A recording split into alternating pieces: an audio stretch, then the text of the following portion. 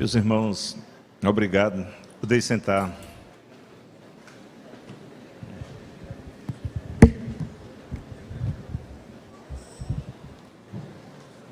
Eu fico acanhado. Eu fui para um trabalho de aniversário do saudoso pastor Nestor Henrique Mesquita. Muitas autoridades eclesiásticas do Estado me deram a oportunidade para eu dar uma saudação, e eu disse para o pastor Nestor, naquela oportunidade, que dos muitos títulos que ele alcançou, bacharel em Direito, em Psicanálise, e parece-me que Pedagogia, escritor de vários livros, eu digo, mas o mais importante que o senhor alcançou foi a posição de servo. E ele ficou muito tempo falando sobre isso. Estivemos em um outro trabalho, aí ele disse, eu quero fazer uso das palavras do pastor Evaldo, a grande posição é a posição de servo. Eu disse para o Aziel ontem, pastor Aziel, eu digo, senhor, tu vai me perdoar, que eu não sei apresentar, não aprendi ainda. O doutor e tal, ele disse, deixa de coisa, rapaz. Então ainda não aprendi ainda. Meus irmãos, isso aqui onde nós estivermos, daqui para São Paulo, que eu estive lá na Conferência Mundial e eu vi dificuldade com veículo, uma bis preta, a dificuldade aqui quase seria maior.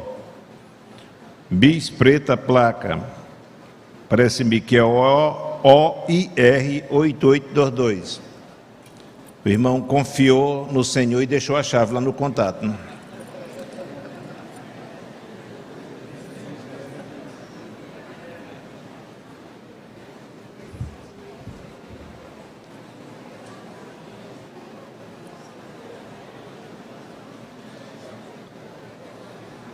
Meus irmãos, é grande responsabilidade nossa, pesa sobre nós, a ministração num trabalho como este. Estive em um almoço com o pastor Francisco de Assis e ele me mostrou a lista dos pregadores para o congresso. E lá não estava meu nome, e eu fiquei feliz. Depois ele me mandou outra lista. Aí estava meu nome, eu digo, você errou.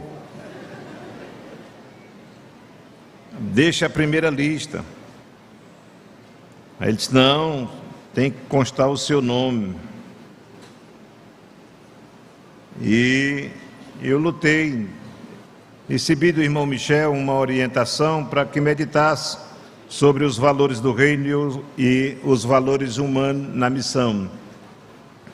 Mas, já agora, anteontem, o pastor Mateus Jucá me mandou na programação já um pouquinho da mudança do tema. Eu peço as vossas orações.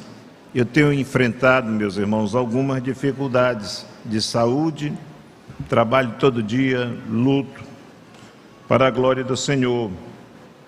Mas em 73 eu sofri um acidente. Meu pai conduzia um caminhão saindo do interior para a cidade e aquele veículo tombou.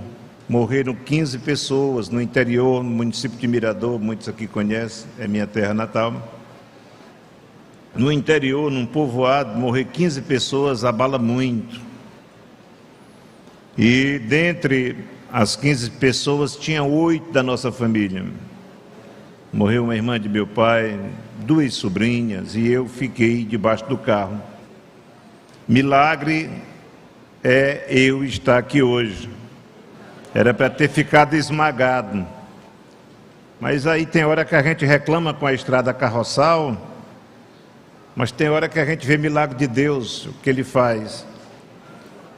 Estava saindo do inverno e foi feito aquele pequeno córrego onde a água passava, e eu era magro nesse tempo, caí bem naquela valinha onde a água passava, só saiu a perna esquerda.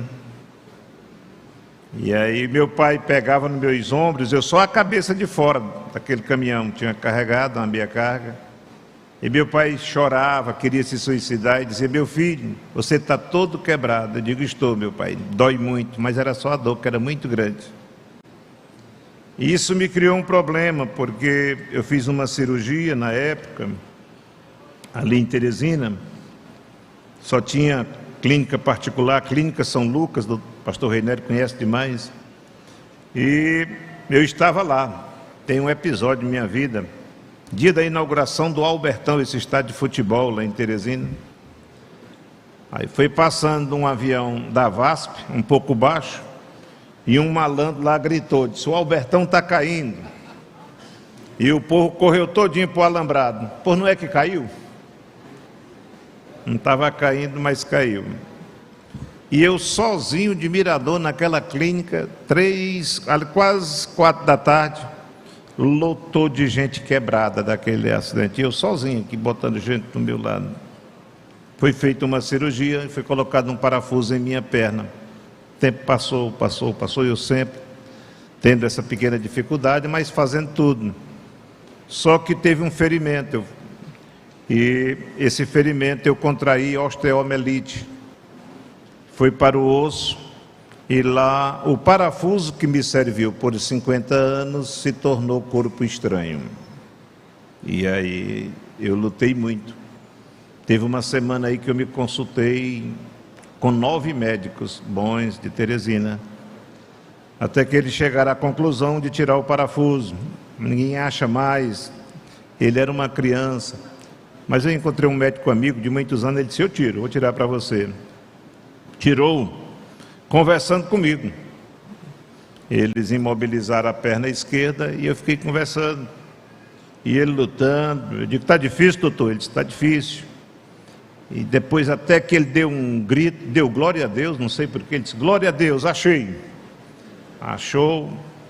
Me traga aí a furadeira, que era para furar assim perto, para poder aliviar. Me tragam chave tal, alicate tal. E eu digo: rapaz, virou, foi uma oficina agora a minha perna. Até que tirou, quando tirou ele me mostrou. Eu digo: graças a Deus, saiu. E isso tem dado trabalho para sarar. Estou lutando com 5 a 6 anos para essa perna sarar. E só este ano eu já fiz 2 cirurgias. A última encontrei um médico muito bom. E ele disse: vamos ter que tirar toda a carne em redor. Vai ficar com a exposição óssea muito grande. Ficou o osso fora assim uns 3 centímetros. Mas não se preocupe que vai recuperar. No final ele disse: traga a furadeira de novo. E aí ele: traga a broca tal. Aí no outro dia ele conversando: você ouviu? Eu pedi ali a furadeira e a broca. Eu digo: eu vi. Ele disse: é a nova técnica da medicina na União Soviética. Foi descoberta. Quando você fura um osso, perfura, fica mais viável a criação de células. Eu fiz uma porção de buraco no osso, furos pequenos, orifícios pequenos, para criar mais célula. Pode ficar tranquilo. E eu estou lutando. Essa exposição óssea de uns 3 centímetros, hoje, ela está em torno de 5 milímetros, bem pequenininho. Tá certo? 5 milímetros. Só que eu tenho que fazer isso todas as semanas, feito pela estomaterapia, uma limpeza. Coloca o bisturi dentro, limpa, até chegar no osso. Deixa bem limpinho, aí faz o tratamento. Hoje à tarde eu vou fazer, não vou estar aqui. Ela queria fazer ontem à noite, eu digo: não pode, não dá certo. Sábado pela manhã eu digo: também não dá. Ela disse: mas à tarde não pode passar. Eu digo: então a gente faz à tarde. Eu vou para a clínica hoje à tarde, tá certo? Eu não vou estar aqui com os irmãos. Aí tem essas dificuldadezinhas, mas dá para a gente ir levando, não é? Então a gente tem essa luta. Agora o orifício, que era bem grande, ele não dá hoje 1 centímetro de diâmetro, mas é bem complicado. A doutora diz: eu não lhe pergunto se está doendo, porque essa limpeza ela é feita com bisturi, só que com lâmina, só que não coloca anestesia não. Minha mulher no começo não queria olhar, agora parece que ela acha: é bom ver sangue. O sangue começa a pingar assim, tá. Aí dá certo. Mas é assim mesmo. E a gente procura vencer. Pois vamos lá, meus irmãos. Não dá para desanimar, vamos em frente. Mateus 6:10.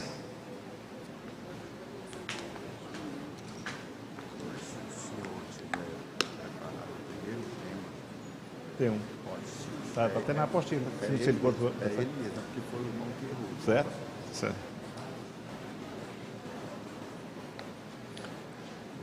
Está na apostila, valores do reino e valores humanos na missão. Mateus 6:10. Venha o teu reino, seja feita a tua vontade, tanto na terra como no céu. Pastor Aziel citou este versículo ontem à noite na sua ministração. Falar no pastor Aziel, ele só não pode pegar o microfone, ele não deve pegar o microfone aqui agora e usar as palavras de Jesus. Eu vos dei o exemplo, assim como eu fiz, faça você também. Ele ministrou ontem à noite, e aí é difícil para a gente fazer como ele fez, não é? Meus amados irmãos, Deus tem uma preocupação com o homem. Obra-prima das suas mãos, uma obra diferenciada. Nós deveríamos, como humanos que somos, valorizarmos a nós mesmos cada vez mais. É uma obra especial de Deus. É uma obra especial, o homem, o ser humano. E Deus demonstrou a sua preocupação com o bom andar, com o desenvolvimento do homem, com as suas ações. Prova é que ele colocou o homem no Éden, e Gênesis 2,17, ele disse para o homem que ele não tocasse no fruto da árvore do conhecimento do bem e do mal. No dia em que nela tocardes, certamente morrereis. Deus revela ali sua vontade para com o homem. Também ele dá norma, diretriz. Deus estabelece proibições, aquilo que não lhe agrada. E isso ao longo da história Deus tem se revelado assim, mostrando a sua vontade para com o homem. Só que sempre ele mostrou também as consequências da desobediência. Desobediência tem um resultado negativo. Nunca desobediência ficou sem consequência. Então, analisando a palavra de Deus, o que Deus quis dizer naquele momento para o homem, era que ele comesse livremente do fruto de todas as árvores do jardim. Mas da árvore do conhecimento do bem e do mal, ele não tocasse.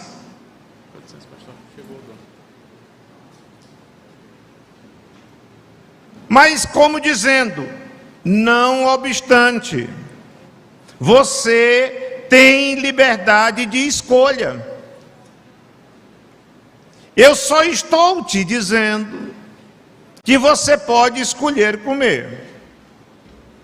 Só que em comer vai haver uma consequência, você vai morrer.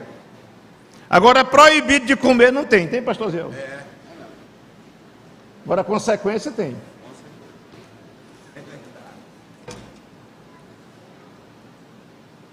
Eu só quero que quando você for tocar no fruto da árvore do conhecimento do bem e do mal, usa a tua lembrança, usa a tua inteligência, que eu te proibi a comer. Só quero que você lembre disto. E aí entra um desafio: fazer a vontade ou não a vontade de Deus. Pediria meus companheiros aqui da igreja que me tragam um pouco de água, por bondade.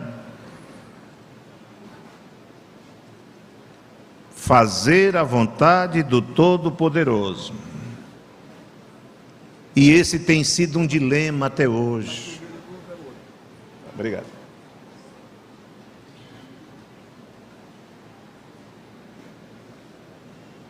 fazer a vontade de Deus. Pastor Osiel, como lhe é peculiar, Deus sempre lhe dá a colocação no tempo certo. Nós, pastores e missionários, nós somos chamados e escolhidos.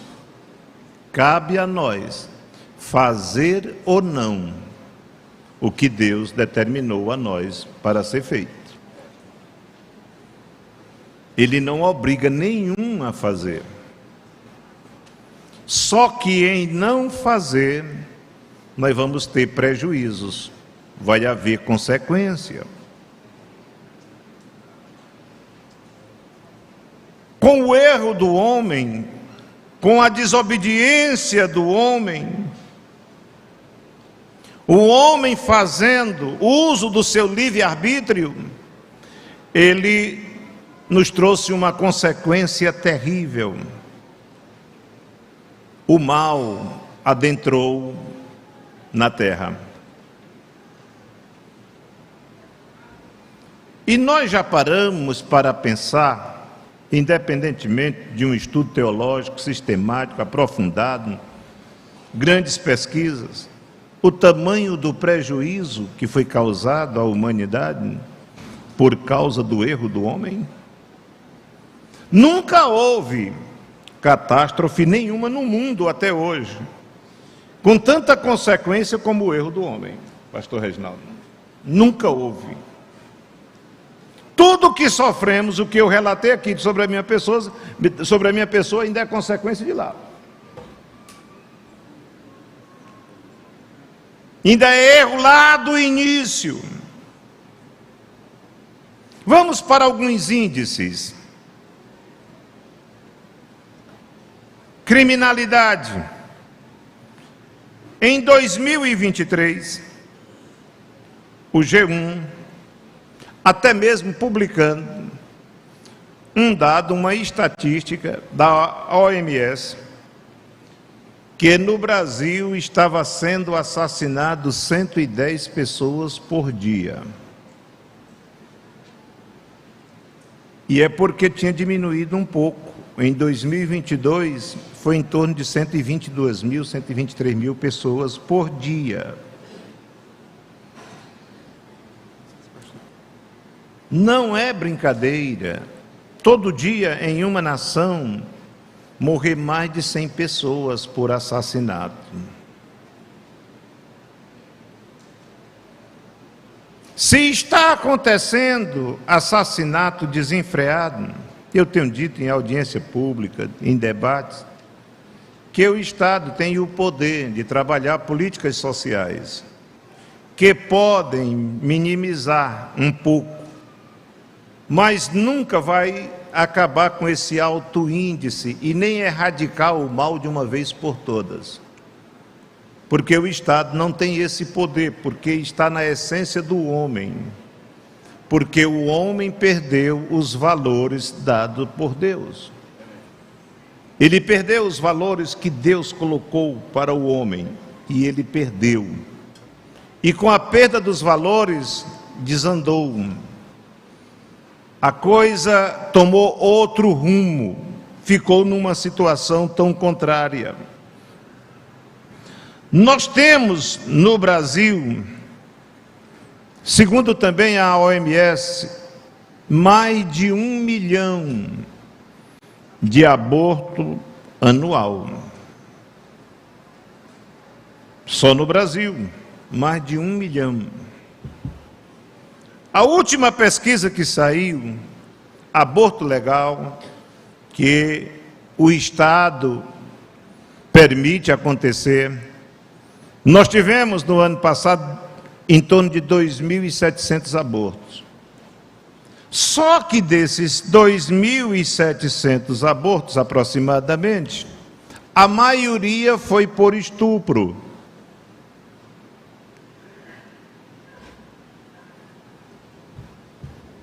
A causa da gravidez foi o estupro. E se foi o estupro, o homem perdendo os seus valores morais e éticos, perdendo os valores que Deus sempre apresentou para que o homem tivesse um melhor norte para as suas ações. Deus levantou a família para representá-lo, a família falhou. Deus levantou o Estado com regras, podemos estudar números, como é tão bom quem vive do direito, estudar números, o que Deus quer, a verdadeira justiça.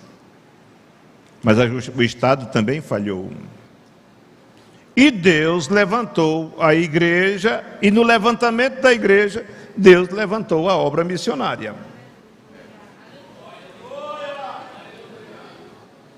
Para que a igreja possa sair procurando consertar o mundo. A igreja procurando melhorar o quadro. E aí muitos aqui sabem aquela velha história do professor de geografia que estava fazendo o programa de aula para o dia seguinte, mas ele tinha uma criança. E a criança todo tempo em cima, papai, isso e aquilo, e vinha, e ele disse, Cat, fique ali. Aí ele disse, não tem como eu controlar a minha criança. Pegou o mapa mundi, no formato de um quebra-cabeça, e desmontou tudo, e disse, meu filho, vá consertar o mundo. Jogou todas as peças. Aí ele disse, agora eu tenho tempo para fazer o meu programa de aula. E o menino foi lá, a criança pegou com um pouco, disse, está aqui papai, já fiz. E ele olhou e estava perfeito. Ele disse, mas como pode? Tão rápido, eu não sabia que meu filho conhecia o mundo para encaixar todas as peças do quebra-cabeça, não sabia. Aí ele disse, meu filho, como foi que você fez tão rápido? Ele disse, papai, eu olhei aqui para as peças do mundo, eu vi que não dava certo, mas eu olhei e vi o outro lado, aí vi o homem. O mundo eu não conheço, mas conheço o homem. E no momento que eu consertei o homem, eu consertei o mundo, eu montei o mundo.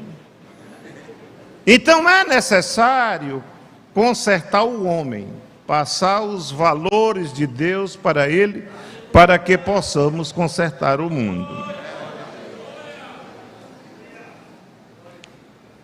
Os discípulos estavam preocupados em saber como orar. Foram pedir uma orientação a Jesus. Nos ajude. Você é mestre por excelência. Nos ensine a orar. Qual a visão de Jesus? O reino. Jesus vai ensiná-los a orar. E está aqui o que Jesus disse para eles. Começando do versículo 5. E quando orares, não seja como os hipócritas, pois se comprazem em orar em pé nas sinagogas e às esquinas das ruas, para serem vistos pelos homens. Talvez alguém em algum trabalho já tenha ouvido alguém fazer oração para ser visto naquela oração. Eu não tenho a coragem do pastor Aziel, porque ele é lá da mesa, ele diz, não tem quem mexa com ele, mas se eu disser mexe comigo, ele me tira. Aí. Então você já ouviu alguém querendo aparecer na oração. Eu tive como professora, anos atrás, na ETAD, em Teresina, a professora Ruth Johansen. E ela falou um dia sobre isto. Ela disse que ia para o círculo de oração, as irmãs trabalhando aqui, toda a dinâmica do trabalho, e apareceu lá um jovem, mas ele fazia uma oração tão perfeita, tão alta, voz audível, de boa compreensão. Quando voltava no outro trabalho do mesmo jeito, e ela orou, Senhor, por que aquele jovem ora assim? Ela começou a consultar, e ela sentiu de falar com ele, você está em pecado? E ele começou a chorar. E ele disse para ela: é porque eu tento cobrir minhas faltas com uma oração bem alta, bem audível. Eu quero cobrir minhas faltas.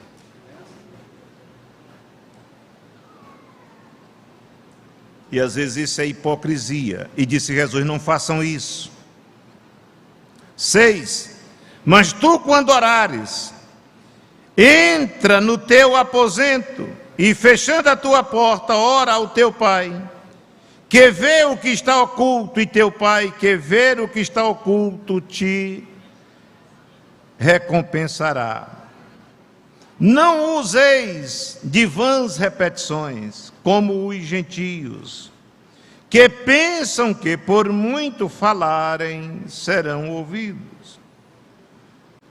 Não vos assemelheis, pois, a eles, porque vosso Pai sabe o que vos é necessário antes de vós lhe pedirdes. Portanto, vós orareis assim: Pai nosso que estais nos céus, santificado seja o teu nome. Venha o teu reino, seja feita a tua vontade, tanto na terra como no céu. Nós precisamos orar lembrando primeiro de quem é Deus para nós. Com quem é que nós estamos falando? Nunca podemos orar simplesmente usando uma formalidade, como se nós fôssemos só repetir. Mas em cada oração, nós precisamos entender que estamos diante de um Deus que é santo, que é santo, que é santo,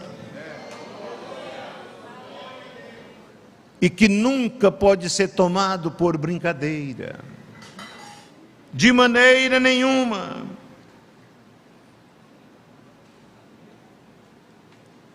Muitos podem até pensar e dão até fórmula de oração. Alguém eu já vi pregando e dizendo: se você orar assim e disser assim, dá certo. Não existe fórmula para a oração. A fórmula da oração dentro da realidade bíblica é considerar Deus como nosso Deus. E não é só meu.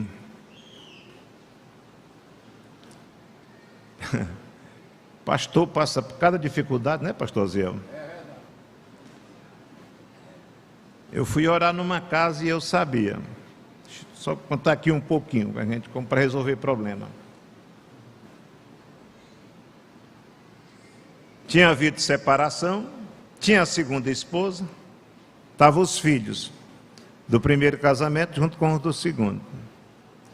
E eu sabendo que os filhos do segundo casamento não gostavam, os filhos do primeiro casamento não gostavam da atual esposa do pai.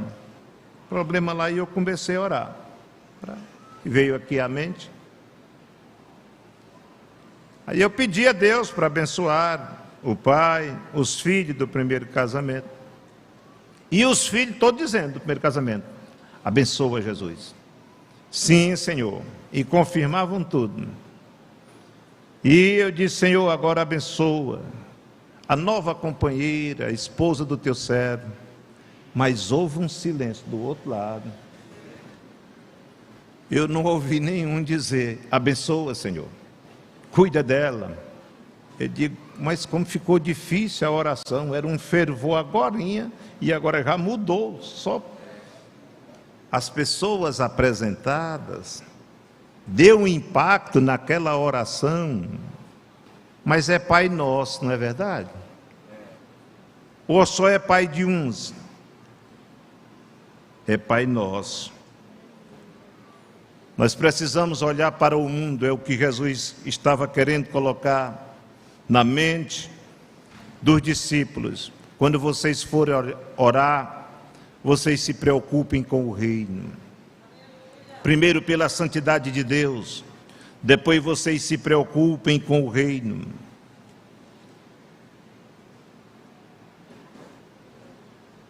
Venha o teu reino. O mundo está desmantelado naquela época e hoje está pior, porque Paulo já disse que o mundo vai de mal a pior. Venha o teu reino, domina essa situação, entra com providência para dominar esta situação. Deve ser a preocupação da igreja, do missionário. Chegou num lugar, tem macumbaria, venha o teu reino para este lugar. Domina esta situação, domina este lugar.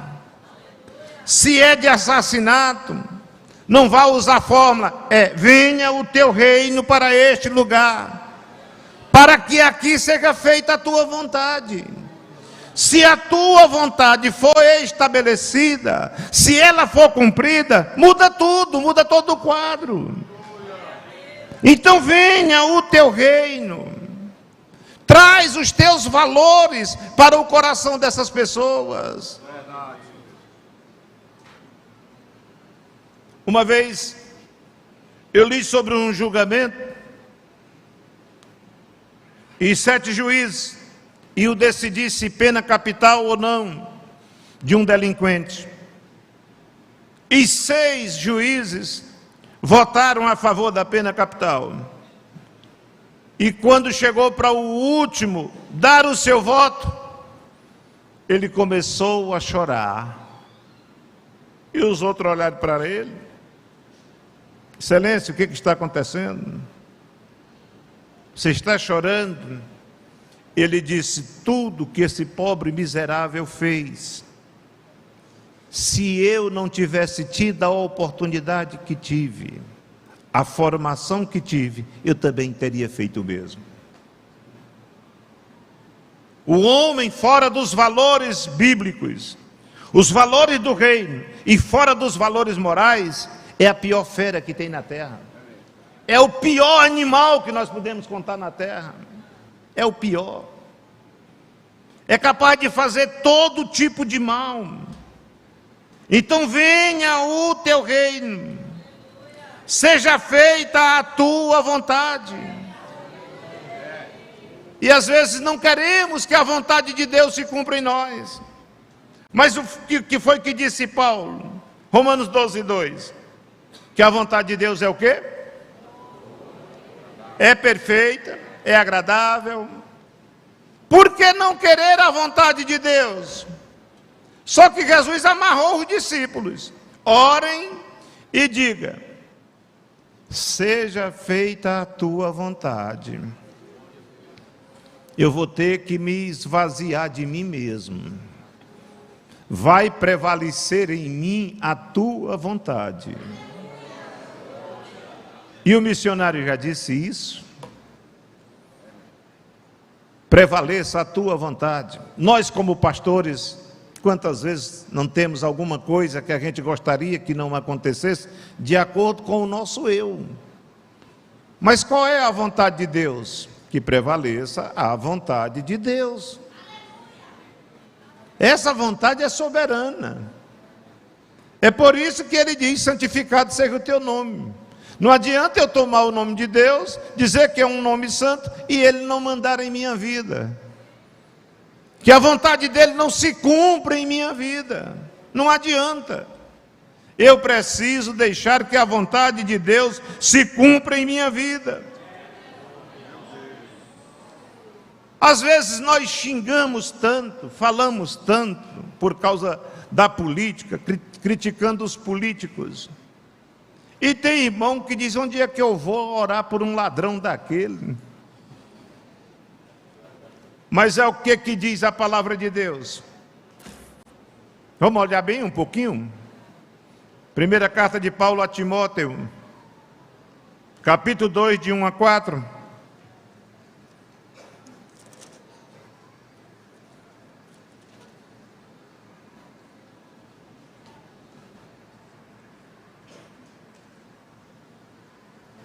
Ademoesto-te, pois antes de tudo que se façam deprecações, orações, intercessões e ações de graça por todos os homens. Coloque todos os homens em suas orações. Chegue no povoado, no lugarejo, na cidade, na aldeia, no país que Deus te mandar, mas ore por todos os homens. Apresente todos os homens e mulheres.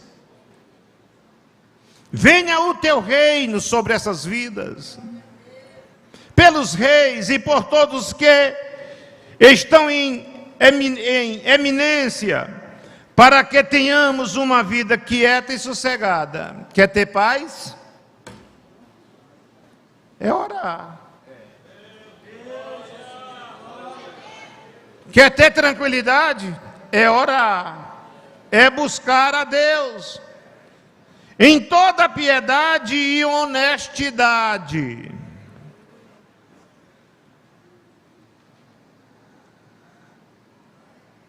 Porque isto é bom e agradável diante de Deus, nosso Salvador. Agora, às vezes o ser humano quer usar a inteligência e pensa que engana Deus, pastor Francisco. Eu gosto muito da história dos mais velhos. Aí eu vi o pastor Arthur, saudoso pastor Arthur, conversando com o saudoso pastor Emílio, ali na casa pastoral. Emílio, tu se lembra daquele culto lá no João Paulo? Quem estava lá, que aquele irmão dirigia aquela oração? Lembro, Arthur, que eu fui te visitar. Que o pastor Emílio era pastor lá onde você era. Presidente do campo, ele foi pastor lá. Lá no Tirirical, chamado naquele tempo.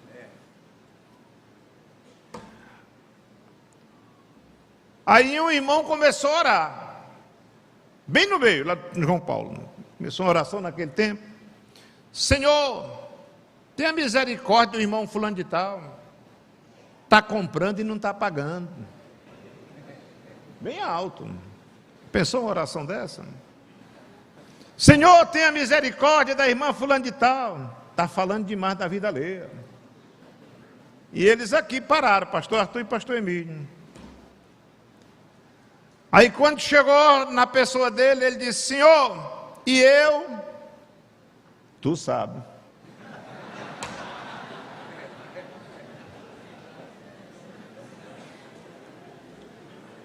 Não disse não. E eu, tu sabes. Vai lá em casa, Senhor, e a tua serva que está deitada, com preguiça de vir para o trabalho, porque está com a barriga cheia, que era a mulher dele, não veio para o trabalho. Terminou os dois pastores experientes, também guiados pelo Espírito de Deus. Vem cá, vamos analisar aquela oração. Esse irmão está em pecado, não está, Emílio? Ele está. E a mulher está passando necessidade, eles estão passando necessidade, ela está com fome. Ela não veio, está passando necessidade. Vamos lá. Pegaram o jipe, chamaram o irmão, foram lá. Aí quando chega, não precisa, não, a gente quer lhe deixar em casa. Quando chegaram em casa, foram conversar com ele, ele confessou o pecado. A irmã não tinha nem almoçado, nem tinha jantado, estava faltando tudo. Ele disse que ela estava lá deitada, com barriga cheia.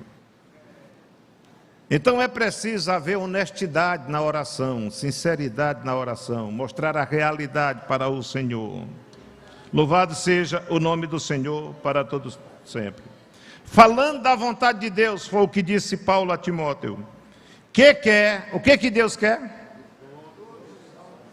Que todos os homens se salvem e venham o conhecimento da verdade. Como eles vão ter a salvação? Se você e eu somos missionários, nós fomos chamados para pregar a palavra, e não pregamos, não oramos, não pedimos que venha o reino de Deus, o domínio de Deus sobre as pessoas, que a vontade soberana de Deus prevaleça, e que eles tenham o pleno conhecimento da verdade, que eles conheçam plenamente a palavra de Deus, para conhecer o plano de Deus para suas vidas. Então precisamos, meus amados irmãos, entrar em campanha. Eu ando com a minha esposa, Eu já sofri assalto aqui, eu já me vi com um meliante, com a arma dentro do meu ouvido, armada, e eu aconselhando a ele, e eu dizendo para ele: se acalma, rapaz.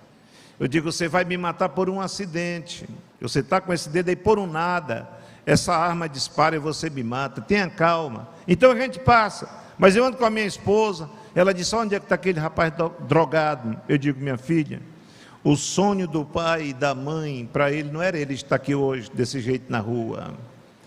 Quando o pai deu um nome, ele tinha um objetivo para ele, tinha uma perspectiva de vida para ele. Hoje ele está assim porque ele caiu num sistema pesado, esse sistema é forte, é por isso que ele está assim.